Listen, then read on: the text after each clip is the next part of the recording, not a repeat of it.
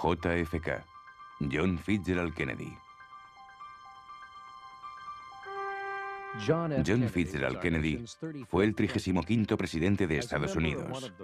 Como miembro de una de las familias más ricas e influyentes del país, tuvo una vida privilegiada, aunque plagada de enfermedades y perjuicios. Tras regresar a casa como un héroe después de la Segunda Guerra Mundial, Kennedy empezó una vida de servicio público en Boston, Massachusetts, que finalmente le llevó a la Casa Blanca en Washington, D.C. Su presidencia fue una era de orgullo y promesas, una era de crisis y conflictos, una era de triunfos y tragedias. Kennedy nació el 29 de mayo de 1917 en un próspero barrio residencial de Boston, Massachusetts, llamado Brookline. Su madre se llamaba Rose Fitzgerald Kennedy, cuyo padre, John Honeyfitz Fitzgerald, era el alcalde de Boston.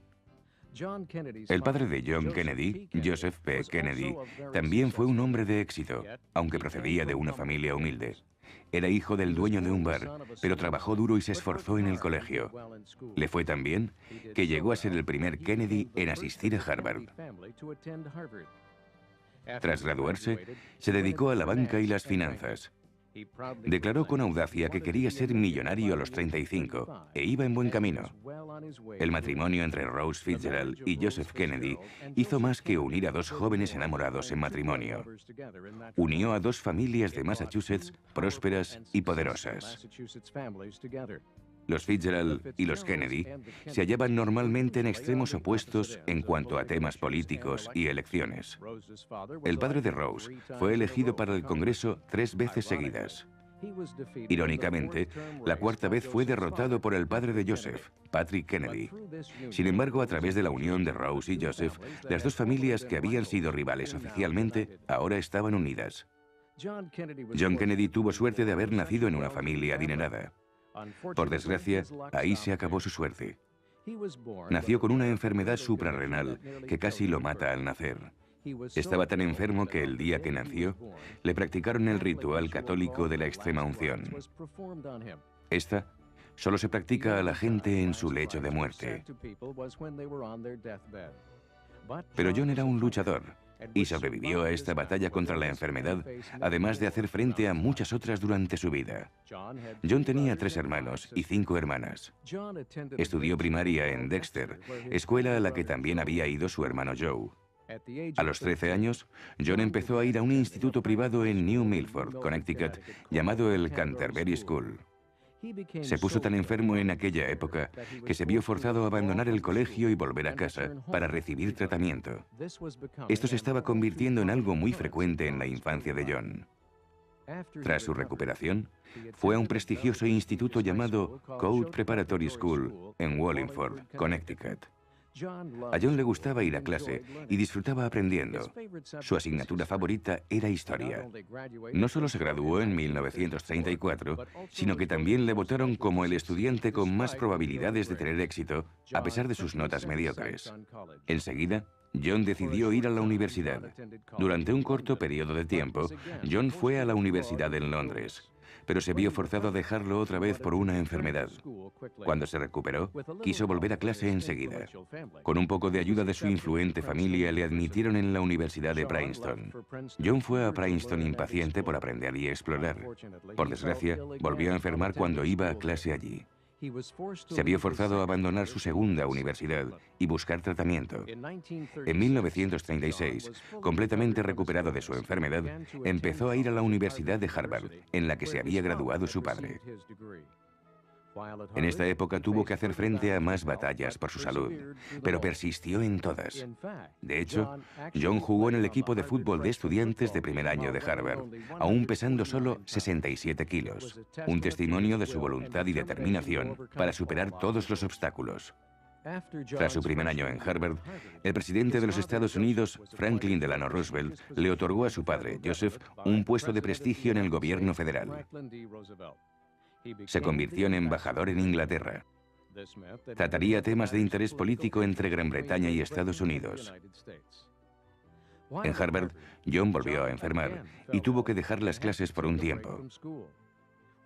Mientras se recuperaba en el hospital, escribió un libro basado en su tesis universitaria titulado ¿Por qué Inglaterra se durmió? El libro trataba los aspectos que rodearon la restauración de las fuerzas alemanas entre las dos guerras mundiales. Cuestionaba la razón de que Inglaterra no actuara durante ese periodo para prevenir la futura amenaza de guerra o para prepararse para la inminente llegada de la batalla. La destacada familia de John le proporcionó el lujo de que varios editores importantes se interesaran por su libro. El editor de las revistas Time y Life escribió la introducción personalmente. Se convirtió en un superventas. En 1941 se habían vendido 80.000 copias del libro, aunque se rumoreaba que el padre de John había comprado 40.000. Superada la enfermedad, John volvió a Harvard y se graduó con matrícula de honor. Se apuntó a un curso de posgrado de empresariales en la Universidad de Stanford, en California. John adoraba el sol y las fiestas de California. Allí llevó una vida muy excitante, pero la diversión no duró para siempre. El ataque de los japoneses a Pearl Harbor, el 7 de diciembre de 1941, obligó a los Estados Unidos a participar en la Segunda Guerra Mundial. John intentó alistarse en el ejército americano, pero le rechazaron por sus problemas de espalda. Aunque no dejó que eso le frenara, intentó alistarse en la Reserva Naval de los Estados Unidos. Tras sufrir un régimen de ejercicios especiales durante 5 meses, se convirtió en un marinero con el rango de alférez. Le asignaron un puesto en la inteligencia naval. Pero lo que él quería era ir a la guerra. Deseaba estar en el frente, no en las salas de reuniones a miles de kilómetros. Decidió enrolarse en lo que se llamaba PT School. Era una escuela de entrenamiento para pilotos de barcos pequeños y rápidos con el casco de madera, llamados barcos PT. Estaban equipados con torpedos y manejados por escasa tripulación. Al acabar la escuela, le nombraron comandante de un PT llamado PT-109. Este cargo conducirá a uno de los sucesos más heroicos y memorables de la vida de Kennedy. En agosto de 1943, frente a la costa de las Islas Salomón, un destructor japonés embistió el barco de Kennedy y lo partió por la mitad. 2 de los 14 miembros de la tripulación murieron al instante. Kennedy y los 12 tripulantes supervivientes se aferraron a los restos del barco y finalmente se vieron obligados a nadar varios kilómetros en mar abierto para salvarse. Según se ha informado, Kennedy rescató a varios soldados remolcándolos hasta que encontraron una isla. Kennedy arrastró a uno de ellos de las correas del chaleco salvavidas con los dientes. Una vez en la playa, los soldados no quisieron encender bengalas de señalización. Tenían miedo de que el enemigo viera las luces y les atacara. Así que Kennedy nadaba varios kilómetros para intentar contactar con los barcos que pasaban. También nadaba entre las islas de alrededor buscando señales de vida. Después de 4 días comiendo cocos y todo lo que encontraran, pudo descubrir algunos nativos amistosos en un atolón cercano llamado Islas de Santa Cruz. John talló un mensaje en la cáscara de un coco y se lo dio a los nativos. Accedieron a entregar el mensaje en su nombre. Gracias a esto, pronto rescataron a la tripulación del PT-109 y Kennedy se convirtió en un héroe. Recibió medallas por su heroísmo de la Armada de los Estados Unidos y del Cuerpo de la Marina. Metió el coco tallado en una caja de cristal y lo guardó durante el resto de su vida como un recuerdo de aquel suceso. El heroísmo de esta historia de supervivencia fue representado 20 años más tarde en una película de 1963 titulada PT-109. Cuando los periodistas le preguntaban cómo se había convertido en un héroe, Kennedy respondía: fue de forma involuntaria, hundieron mi barco.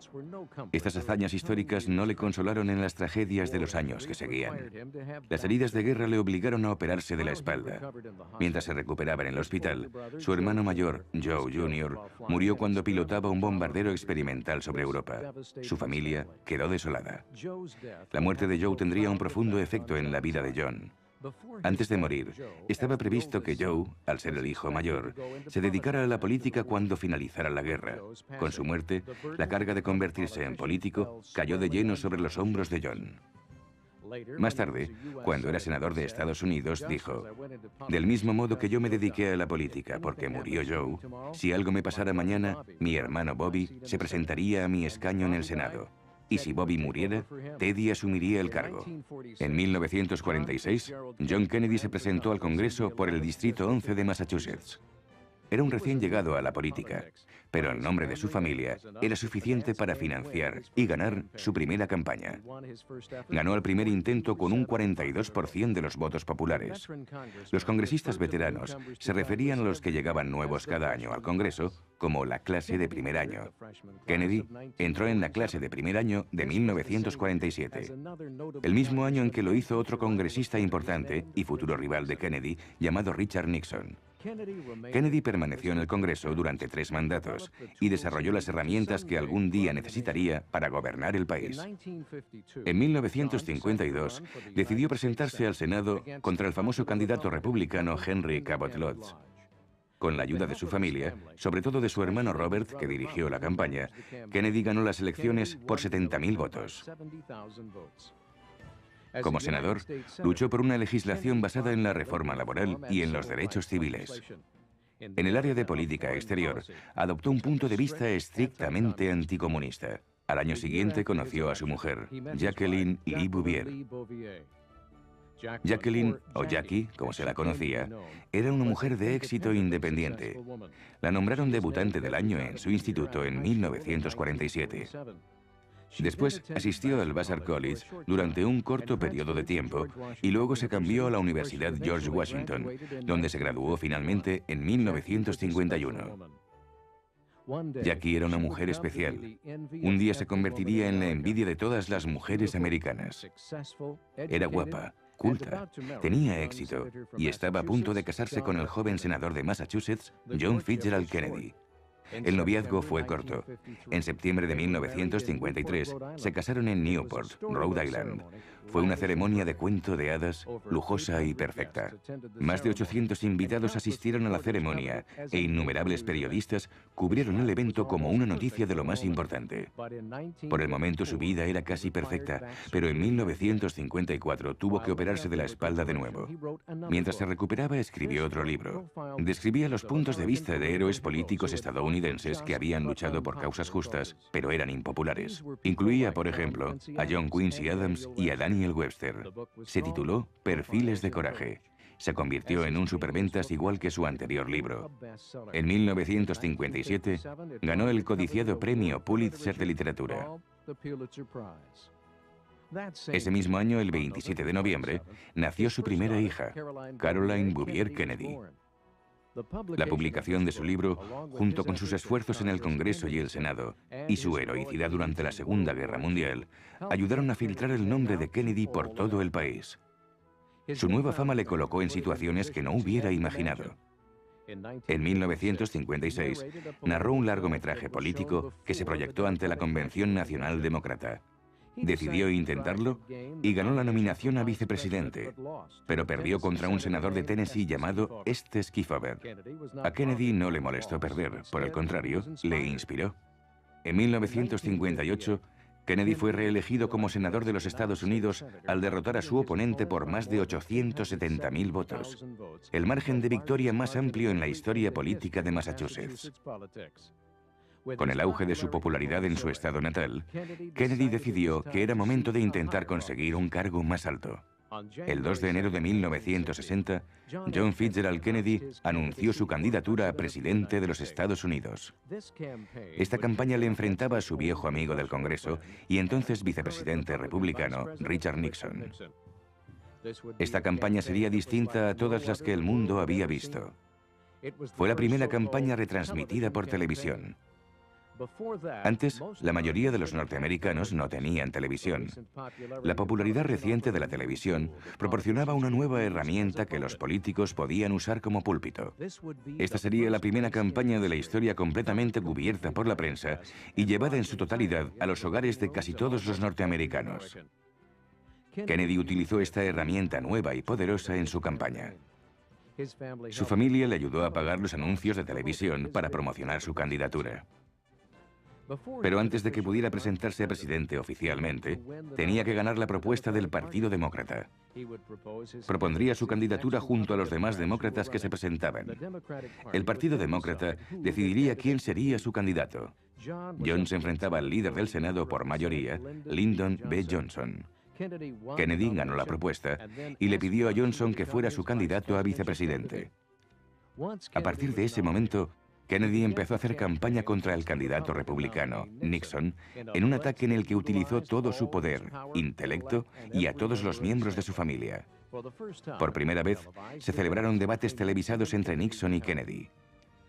Estos debates permitían al público ver al joven, elocuente y atractivo Kennedy con muy buenos ojos. Era un orador poderoso y el foro de los debates televisivos le dio la oportunidad de ganarse a gran parte de los americanos con su encanto y carisma. Cuando llegaron las elecciones de 1960, Kennedy estaba por encima en la competición. 69 millones de votantes participaron en una de las elecciones más reñidas de la historia. En el recuento de votos, Kennedy había recibido el 49,7% de los votos populares, mientras que Richard Nixon había recibido el 49,6%. Una diferencia de solo 113.000 votos, pero significó que John Fitzgerald Kennedy era el 35º presidente de los Estados Unidos y que Lyndon B. Johnson era el nuevo vicepresidente. 16 días después de su victoria, nació su hijo John Jr. Kennedy fue investido el 20 de enero de 1961. Dio un discurso enardecedor que tocaba los derechos civiles, la libertad y la igualdad entre las personas. Que sepan, desde aquí y ahora, amigos y enemigos por igual, que el testigo ha pasado a manos de una nueva generación de estadounidenses, nacidos en este siglo, templados por la guerra, disciplinados por una paz dura y amarga, orgullosos de nuestra herencia y que no están dispuestos a presenciar ni a permitir la lenta desintegración de los derechos humanos a los que esta nación se ha consagrado siempre y a los que estamos consagrados hoy, aquí y en todo el mundo. También retó a la nación diciendo: pregúntense no lo que su país puede hacer por ustedes, sino lo que ustedes pueden hacer por su país. La elección de John Fitzgerald Kennedy fue un acontecimiento especial en la historia de Estados Unidos.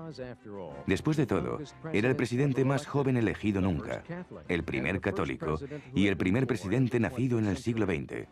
Sucedió al 34º presidente, Dwight D. Eisenhower, y también heredó todos los problemas que había desarrollado su administración. El país estaba en un estado de desesperación. El movimiento por los derechos civiles se extendía por todo el país. Los norteamericanos pedían a gritos sueldos más altos y mejores trabajos. En el frente internacional también había problemas. El mundo estaba enfrascado en una batalla entre el comunismo y la democracia. En Estados Unidos había una preocupación creciente por un nuevo aliado de los soviéticos, una isla del Caribe llamada Cuba. También les preocupaban las tensiones crecientes en Vietnam, al sureste de Asia. En Alemania se libraba una batalla entre el Berlín Oeste democrático y el Berlín Este comunista. El mundo estaba consternado, perdido en el conflicto y la lucha. Estados Unidos era el único faro de libertad en aquellos tiempos y Kennedy lo sabía. Que todas las naciones sepan, si nos desean el bien o el mal, que pagaremos cualquier precio, soportaremos cualquier carga, resolveremos cualquier dificultad, apoyaremos a cualquier amigo y nos opondremos a cualquier enemigo para asegurar la supervivencia y el éxito de la libertad. La primera orden que Kennedy firmó como presidente estipulaba la formación de los cuerpos de paz. Era un nuevo programa que permitía a los estadounidenses realizar un servicio y prestar ayuda a naciones tercermundistas de todo el mundo. Ofrecían ayudas básicas y educación a los pobres sin importar dónde vivieran. Nombró a su cuñado, Sargent Shriver, jefe de los cuerpos de paz. A su hermano Robert lo nombró ministro de Justicia de los Estados Unidos. Kennedy aprobó un proyecto de ley llamado Ley de Vivienda, que ofrecía ayuda federal a las zonas pobres del país para reconstruir barrios y asistir a la población. Después, ayudó a la clase obrera al firmar una legislación que elevó el sueldo mínimo nacional. También firmó un proyecto de ley para crear nuevos parques nacionales a la orilla del mar. En septiembre de 1962, en la Universidad de Mississippi ocurrió un incidente en el que Kennedy luchó personalmente por los derechos civiles.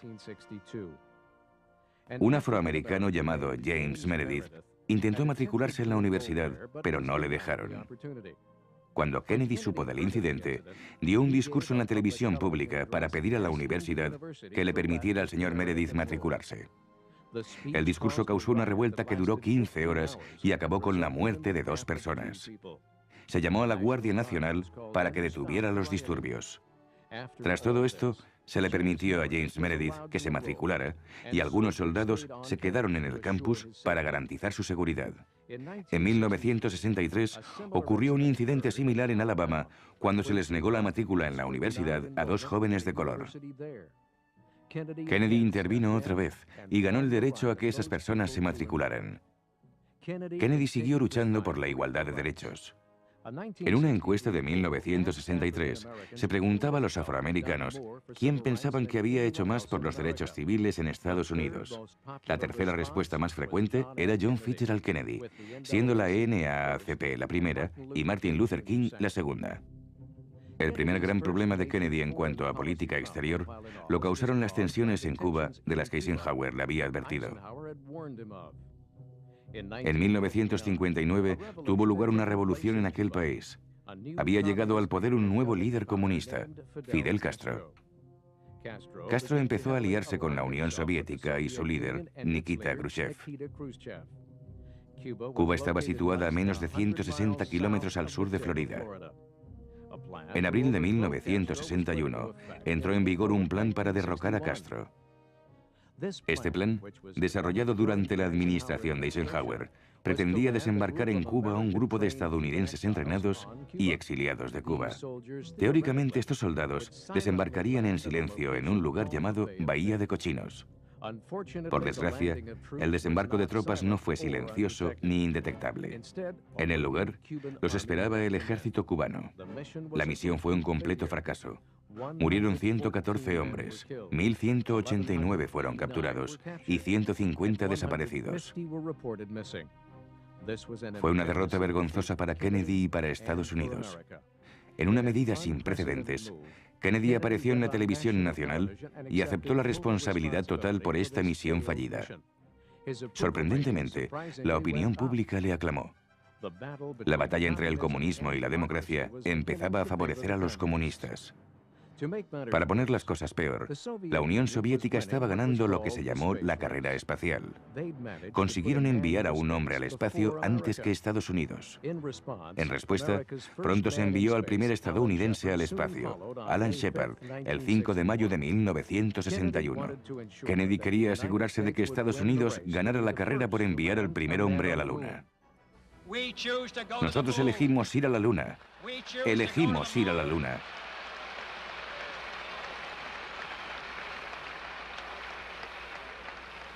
Elegimos ir a la Luna en esta década y hacer las otras cosas, no porque sean fáciles, sino porque son difíciles. Porque ese objetivo servirá para organizar y medir lo mejor de nuestras energías y habilidades. Porque es un reto que estamos deseando aceptar, que no estamos dispuestos a posponer y que pretendemos ganar. Y los otros también. En junio de 1961, Kennedy se reunió con el líder soviético Khrushchev en Viena, Austria. Debatieron sobre los conflictos existentes en Vietnam y en Berlín entre las fuerzas democráticas y comunistas. Desafortunadamente, no alcanzaron ningún acuerdo en aquella reunión. En Berlín, la tensión entre ambas fuerzas aumentó tanto que el resultado final fue la construcción del Muro de Berlín. Este muro separaría a la ciudad de Berlín en 2. La mitad oeste sería democrática y la mitad este comunista. Durante la construcción del muro, las tropas estadounidenses y soviéticas se enfrentaban cara a cada lado de la frontera. La amenaza de guerra planeaba sobre ellos. La mínima chispa y podrían empezar a llover balas. En agosto de 1961 se finalizó por completo el muro de Berlín, que permanecería intacto los siguientes 28 años. Estados Unidos y la democracia recibieron un impulso importante en febrero de 1962, cuando John Glenn se convirtió en el primer estadounidense en orbitar alrededor de la Tierra a bordo de la cápsula Friendship 7, pero la alegría no fue eterna. En octubre de 1962, el mundo estuvo más cerca que nunca de una guerra nuclear. El 22 de octubre de 1962, Kennedy pronunció un discurso público que revelaba el hecho de que la CIA había tomado fotos de espionaje secreto que mostraban misiles nucleares soviéticos en la isla de Cuba. Kennedy tomó medidas de inmediato y lanzó una advertencia al líder soviético, Khrushchev, para que retirara los misiles. Estados Unidos empezó a impedir que los barcos soviéticos que llevaran más misiles llegaran a Cuba. Esto se llamó bloqueo naval. El 24 de octubre se había detenido o habían dado la vuelta más de una docena de barcos soviéticos. Khrushchev quiso negociar la retirada de los misiles de Cuba a cambio de la retirada de las armas estadounidenses de Turquía, pero Kennedy rechazó el acuerdo. Al poco tiempo, Khrushchev renunció y ordenó la retirada de los misiles de Cuba. Y en 1964, Nikita Khrushchev había perdido todo el poder en la Unión Soviética. Kennedy había resuelto la crisis de los misiles en Cuba de forma pacífica, sin que hubiera disparos. Era su momento más brillante como presidente. No obstante, la amenaza comunista se mantenía a nivel mundial. Kennedy consideró que Vietnam necesitaba mucha atención. Consideraba que Vietnam era una piedra angular de la democracia. Pensó que si Vietnam cayera en el comunismo, podría seguirle todo el continente asiático. En un intento por apoyar a los vietnamitas del sur, se envió un flujo continuo de soldados estadounidenses al agitado país. En 1963, había más de 16.000 soldados estadounidenses en Vietnam. Pero este conflicto no se resolvería durante la administración de Kennedy. Durante su tercer año en el cargo, se propuso extender la legislación por los derechos civiles. Firmó el tratado que prohibía las pruebas nucleares. Vio lanzar al espacio al último astronauta del proyecto Mercury y habló a los berlineses sobre las virtudes de la libertad y la democracia. Después, en un esfuerzo por aumentar su popularidad en el sur de Estados Unidos, antes de las siguientes elecciones presidenciales, viajó a Texas. El 22 de noviembre de 1963 ocurrió en Dallas, Texas, una de las mayores tragedias que han afligido al país. Kennedy iba en una caravana de vehículos con el gobernador de Texas y sus mujeres. Saludaban a la multitud y aceptaban gentilmente aplausos y ovaciones desde su descapotable. De repente, la atmósfera exultante se rompió. Un ruido de disparos estalló de no se sabe dónde, y el sonido de las balas silbantes atravesaba el cielo limpio de noviembre hacia el descapotable. En un destello, moría el presidente de los Estados Unidos, John Fitzgerald Kennedy, asesinado por un solo tirador llamado Lee Harvey Oswald, desde un almacén de libros en el centro de Dallas. El país estaba conmocionado. Se celebró un gran cortejo funerario por la capital del país ese fin de semana. Los estadounidenses pedían a gritos echar un último vistazo a su presidente. Las lágrimas corrían por los ojos de toda la nación. Al paso del féretro por las calles, el hijo de 3 años de Kennedy, John Jr., saludó a su padre fallecido. Aunque había muerto, su memoria nunca se olvidaría. Sobre su tumba se colocó una llama eterna. Una llama que ardería intensamente para siempre, igual que el legado de John Fitzgerald Kennedy. El 20 de julio de 1969, el astronauta estadounidense Neil Armstrong se convirtió en el primer hombre en pisar la Luna. El objetivo de enviar a un hombre a la Luna y que volviera sano y salvo antes de que finalizara la década se había hecho realidad. El presidente John Fitzgerald Kennedy había inspirado a una nación a alcanzar las estrellas. Sus palabras y sus hazañas todavía nos inspiran.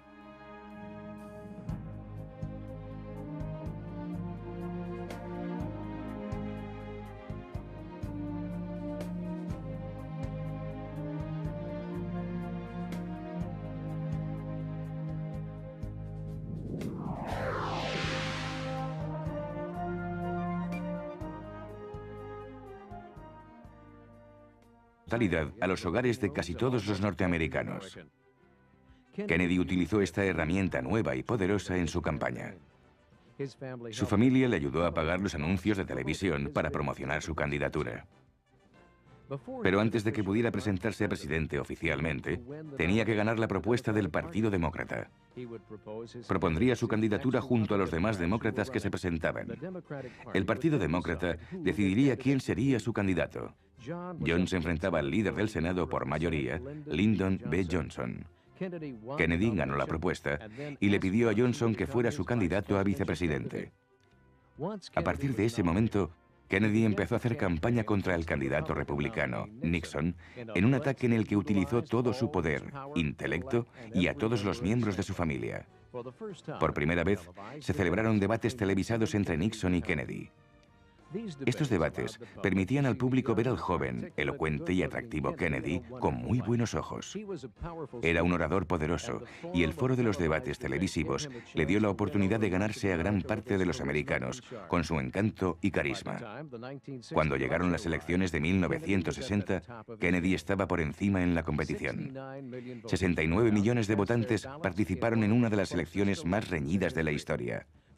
En el recuento de votos, Kennedy había recibido el 49,7% de los votos populares, mientras que Richard Nixon había recibido el 49,6%. Una diferencia de solo 113.000 votos, pero significó que John Fitzgerald Kennedy era el 35º presidente de los Estados Unidos y que Lyndon B. Johnson era el nuevo vicepresidente. 16 días después de su victoria, nació su hijo John Jr. Kennedy fue investido el 20 de enero de 1961. Dio un discurso enardecedor que tocaba los derechos civiles, la libertad y la igualdad entre las personas.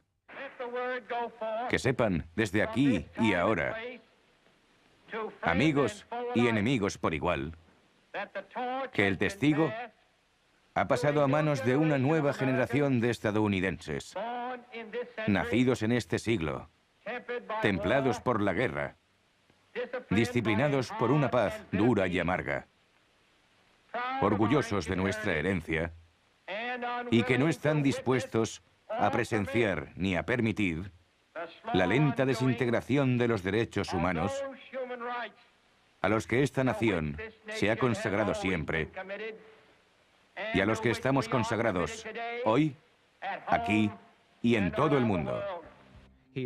También retó a la nación diciendo: pregúntense no lo que su país puede hacer por ustedes, sino lo que ustedes pueden hacer por su país. Barcos pequeños y rápidos con el casco de madera, llamados barcos PT, estaban equipados con torpedos y manejados por escasa tripulación. Al acabar la escuela, le nombraron comandante de un PT llamado PT-109. Este cargo conducirá a uno de los sucesos más heroicos y memorables de la vida de Kennedy. En agosto de 1943, frente a la costa de las Islas Salomón, un destructor japonés embistió el barco de Kennedy y lo partió por la mitad. 2 de los 14 miembros de la tripulación murieron al instante. Kennedy y los 12 tripulantes supervivientes se aferraron a los restos del barco y finalmente se vieron obligados a nadar varios kilómetros en mar abierto para salvarse. Según se ha informado, Kennedy rescató a varios soldados remolcándolos hasta que encontraron una isla. Kennedy arrastró a uno de ellos de las correas del chaleco salvavidas con los dientes. Una vez en la playa, los soldados no quisieron encender bengalas de señalización. Tenían miedo de que el enemigo viera las luces y les atacara. Así que Kennedy nadaba varios kilómetros para intentar contactar con los barcos que pasaban. También nadaba entre las islas de alrededor buscando señales de vida. Después de 4 días comiendo cocos y todo lo que encontraran, pudo descubrir algunos nativos amistosos en un atolón cercano llamado Islas de Santa Cruz. John talló un mensaje en la cáscara de un coco y se lo dio a los nativos. Accedieron a entregar el mensaje en su nombre. Gracias a esto, pronto rescataron a la tripulación del PT-109 y Kennedy se convirtió en un héroe. Recibió medallas por su heroísmo de la Armada de los Estados Unidos y del Cuerpo de la Marina. Metió el coco tallado en una caja de cristal y lo guardó durante el resto de su vida como un recuerdo de aquel suceso. El heroísmo de esta historia de supervivencia fue representado 20 años más tarde en una película de 1963 titulada PT-109. Cuando los periodistas le preguntaban cómo se había convertido en un héroe, Kennedy respondía: Fue de forma involuntaria. Hundieron mi barco. Estas hazañas históricas no le consolaron en las tragedias de los años que seguían. Las heridas de guerra le obligaron a operarse de la espalda. Mientras se recuperaba en el hospital, su hermano mayor, Joe Jr., murió cuando pilotaba un bombardero experimental sobre Europa. Su familia quedó desolada. La muerte de Joe tendría un profundo efecto en la vida de John. Antes de morir, estaba previsto que Joe, al ser el hijo mayor, se dedicara a la política cuando finalizara la guerra. Con su muerte, la carga de convertirse en político cayó de lleno sobre los hombros de John. Más tarde, cuando era senador de Estados Unidos, dijo: «Del mismo modo que yo me dediqué a la política porque murió Joe, si algo me pasara mañana, mi hermano Bobby se presentaría a mi escaño en el Senado. Y si Bobby muriera, Teddy asumiría el cargo». En 1940 esta campaña sería distinta a todas las que el mundo había visto. Fue la primera campaña retransmitida por televisión. Antes, la mayoría de los norteamericanos no tenían televisión. La popularidad reciente de la televisión proporcionaba una nueva herramienta que los políticos podían usar como púlpito. Esta sería la primera campaña de la historia completamente cubierta por la prensa y llevada en su totalidad a los hogares de casi todos los norteamericanos. Kennedy utilizó esta herramienta nueva y poderosa en su campaña. Su familia le ayudó a pagar los anuncios de televisión para promocionar su candidatura. Pero antes de que pudiera presentarse a presidente oficialmente, tenía que ganar la propuesta del Partido Demócrata. Propondría su candidatura junto a los demás demócratas que se presentaban. El Partido Demócrata decidiría quién sería su candidato. John se enfrentaba al líder del Senado por mayoría, Lyndon B. Johnson. Kennedy ganó la propuesta y le pidió a Johnson que fuera su candidato a vicepresidente.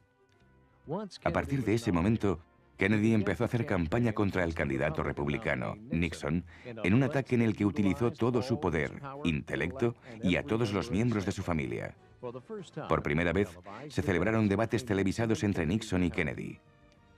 Estos debates permitían al público ver al joven, elocuente y atractivo Kennedy con muy buenos ojos. Era un orador poderoso y el foro de los debates televisivos le dio la oportunidad de ganarse a gran parte de los americanos con su encanto y carisma. Cuando llegaron las elecciones de 1960, Kennedy estaba por encima en la competición. 69 millones de votantes participaron en una de las elecciones más reñidas de la historia. En el recuento de votos, Kennedy había recibido el 49,7% de los votos populares, mientras que Richard Nixon había recibido el 49,6%. Una diferencia de solo 113.000 votos, pero significó que John Fitzgerald Kennedy era el 35º presidente de los Estados Unidos y que Lyndon B. Johnson era el nuevo vicepresidente. 16 días después de su victoria, nació su hijo John Jr. Kennedy fue investido el 20 de enero de 1961. Dio un discurso enardecedor que tocaba los derechos civiles, la libertad y la igualdad entre las personas. Que sepan, desde aquí y ahora, amigos y enemigos por igual, que el testigo ha pasado a manos de una nueva generación de estadounidenses, nacidos en este siglo, templados por la guerra, disciplinados por una paz dura y amarga, orgullosos de nuestra herencia y que no están dispuestos a presenciar ni a permitir la lenta desintegración de los derechos humanos y tratamiento. Esto se estaba convirtiendo en algo muy frecuente en la infancia de John. Tras su recuperación, fue a un prestigioso instituto llamado Code Preparatory School en Wallingford, Connecticut. A John le gustaba ir a clase y disfrutaba aprendiendo. Su asignatura favorita era historia. No solo se graduó en 1934, sino que también le votaron como el estudiante con más probabilidades de tener éxito, a pesar de sus notas mediocres. Enseguida, John decidió ir a la universidad. Durante un corto periodo de tiempo, John fue a la universidad en Londres, pero se vio forzado a dejarlo otra vez por una enfermedad. Cuando se recuperó, quiso volver a clase enseguida. Con un poco de ayuda de su influente familia, le admitieron en la Universidad de Princeton. John fue a Princeton impaciente por aprender y explorar. Por desgracia, volvió a enfermar cuando iba a clase allí. Se vio forzado a abandonar su segunda universidad y buscar tratamiento. En 1936, completamente recuperado de su enfermedad, empezó a ir a la Universidad de Harvard, en la que se había graduado su padre. En esta época tuvo que hacer frente a más batallas por su salud, pero persistió en todas. De hecho, John jugó en el equipo de fútbol de estudiantes de primer año de Harvard, aún pesando solo 67 kilos, un testimonio de su voluntad y determinación para superar todos los obstáculos. Tras su primer año en Harvard, el presidente de los Estados Unidos, Franklin Delano Roosevelt, le otorgó a su padre, Joseph, un puesto de prestigio en el gobierno federal. Se convirtió en embajador en Inglaterra. Trataría temas de interés político entre Gran Bretaña y Estados Unidos. En Harvard, John volvió a enfermar y tuvo que dejar las clases por un tiempo. Mientras se recuperaba en el hospital, escribió un libro basado en su tesis universitaria titulado ¿Por qué Inglaterra se durmió? El libro trataba los aspectos que rodearon la restauración de las fuerzas alemanas entre las dos guerras mundiales. Cuestionaba la razón de que Inglaterra no actuara durante ese periodo para prevenir la futura amenaza de guerra o para prepararse para la inminente llegada de la batalla. La destacada familia de John le proporcionó el lujo de que varios editores importantes se interesaran por su libro. El editor de las revistas Time y Life escribió la introducción personalmente. Se convirtió en un superventas. En 1941 se habían vendido 80.000 copias del libro, aunque se rumoreaba que el padre de John había comprado 40.000. Superada la enfermedad, John volvió a Harvard y se graduó con matrícula de honor. Se apuntó a un curso de posgrado de empresariales en la Universidad de Stanford, en California. John adoraba el sol y las fiestas de California. Allí llevó una vida muy excitante. Pero la diversión no duró para siempre, era casi perfecta, pero en 1954 tuvo que operarse de la espalda de nuevo. Mientras se recuperaba, escribió otro libro. Describía los puntos de vista de héroes políticos estadounidenses que habían luchado por causas justas, pero eran impopulares. Incluía, por ejemplo, a John Quincy Adams y a Daniel Webster. Se tituló Perfiles de coraje. Se convirtió en un superventas igual que su anterior libro. En 1957 ganó el codiciado premio Pulitzer de Literatura. Ese mismo año, el 27 de noviembre, nació su primera hija, Caroline Bouvier Kennedy. La publicación de su libro, junto con sus esfuerzos en el Congreso y el Senado, y su heroicidad durante la Segunda Guerra Mundial, ayudaron a filtrar el nombre de Kennedy por todo el país. Su nueva fama le colocó en situaciones que no hubiera imaginado. En 1956, narró un largometraje político que se proyectó ante la Convención Nacional Demócrata. Decidió intentarlo y ganó la nominación a vicepresidente, pero perdió contra un senador de Tennessee llamado Estes Kefauver. A Kennedy no le molestó perder, por el contrario, le inspiró. En 1958, Kennedy fue reelegido como senador de los Estados Unidos al derrotar a su oponente por más de 870.000 votos, el margen de victoria más amplio en la historia política de Massachusetts. Con el auge de su popularidad en su estado natal, Kennedy decidió que era momento de intentar conseguir un cargo más alto. El 2 de enero de 1960, John Fitzgerald Kennedy anunció su candidatura a presidente de los Estados Unidos.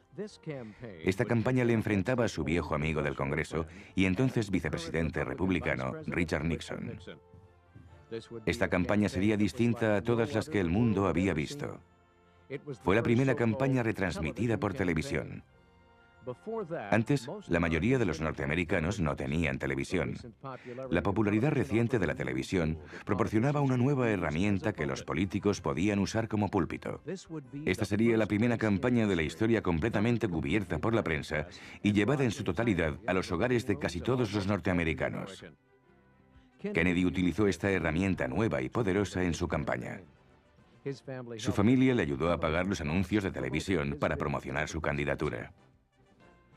Pero antes de que pudiera presentarse a presidente oficialmente, tenía que ganar la propuesta del Partido Demócrata. Propondría su candidatura junto a los demás demócratas que se presentaban. El Partido Demócrata decidiría quién sería su candidato. John se enfrentaba al líder del Senado por mayoría, Lyndon B. Johnson. Kennedy ganó la propuesta y le pidió a Johnson que fuera su candidato a vicepresidente. A partir de ese momento, Kennedy empezó a hacer campaña contra el candidato republicano, Nixon, en un ataque en el que utilizó todo, sino porque son difíciles. Porque ese objetivo servirá para organizar y medir lo mejor de nuestras energías y habilidades. Porque es un reto que estamos deseando aceptar, que no estamos dispuestos a posponer y que pretendemos ganar. Y los otros también. En junio de 1961, Kennedy se reunió con el líder soviético Khrushchev en Viena, Austria.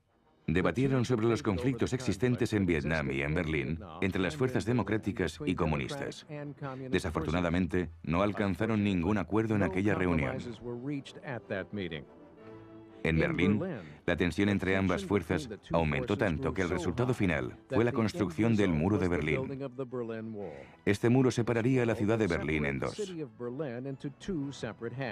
La mitad oeste sería democrática y la mitad este comunista. Durante la construcción del muro, las tropas estadounidenses y soviéticas se enfrentaban cara a cara a cada lado de la frontera. La amenaza de guerra planeaba sobre ellos.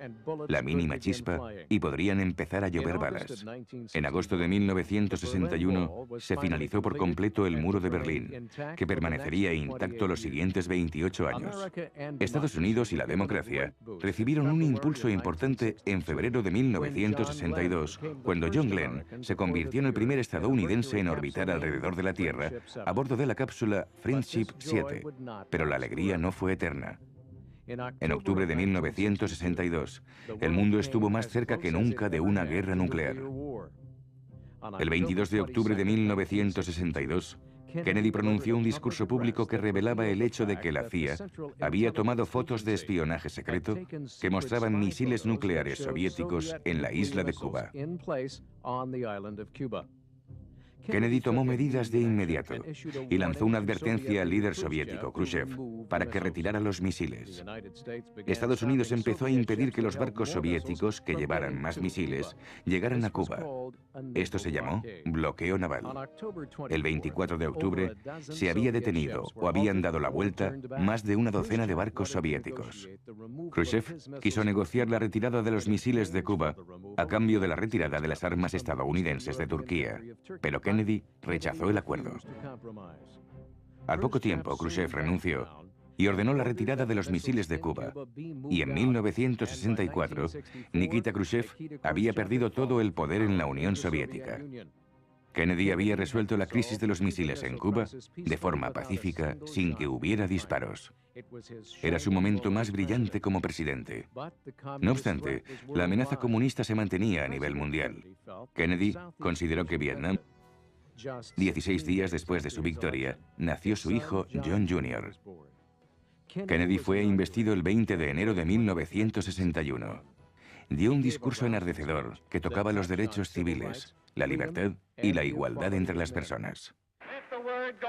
Que sepan, desde aquí y ahora, amigos y enemigos por igual, que el testigo ha pasado a manos de una nueva generación de estadounidenses, nacidos en este siglo, templados por la guerra, disciplinados por una paz dura y amarga, orgullosos de nuestra herencia y que no están dispuestos a presenciar ni a permitir la lenta desintegración de los derechos humanos a los que esta nación se ha consagrado siempre y a los que estamos consagrados hoy, aquí y en todo el mundo. También retó a la nación diciendo: pregúntense no lo que su país puede hacer por ustedes, sino lo que ustedes pueden hacer por su país. La elección de John Fitzgerald Kennedy fue un acontecimiento especial en la historia de Estados Unidos. Después de todo, era el presidente más joven elegido nunca, el primer católico y el primer presidente nacido en el siglo XX. Sucedió al 34º presidente, Dwight D. Eisenhower, y también heredó todos los problemas que había desarrollado su administración. El país estaba en un estado de desesperación. El movimiento por los derechos civiles se extendía por todo el país. Los norteamericanos pedían a gritos sueldos más altos y mejores trabajos. En el frente internacional también había problemas. El mundo estaba enfrascado en una batalla entre el comunismo y la democracia. En Estados Unidos había una preocupación creciente por un nuevo aliado de los soviéticos, una isla del Caribe llamada Cuba. También les preocupaban las tensiones crecientes en Vietnam, al sureste de Asia. En Alemania se libraba una batalla entre el Berlín Oeste democrático y el Berlín Este comunista. El mundo estaba consternado, perdido en el conflicto y la lucha. Estados Unidos era el único faro de libertad en aquellos tiempos y Kennedy lo sabía. Que todas las naciones sepan, si nos desean el bien o el mal, que pagaremos cualquier precio, soportaremos cualquier carga, resolveremos cualquier dificultad, apoyaremos a cualquier amigo y nos opondremos a cualquier enemigo para asegurar la supervivencia y el éxito de la libertad. La primera orden que Kennedy firmó como presidente estipulaba la formación de los cuerpos de paz. Era un nuevo programa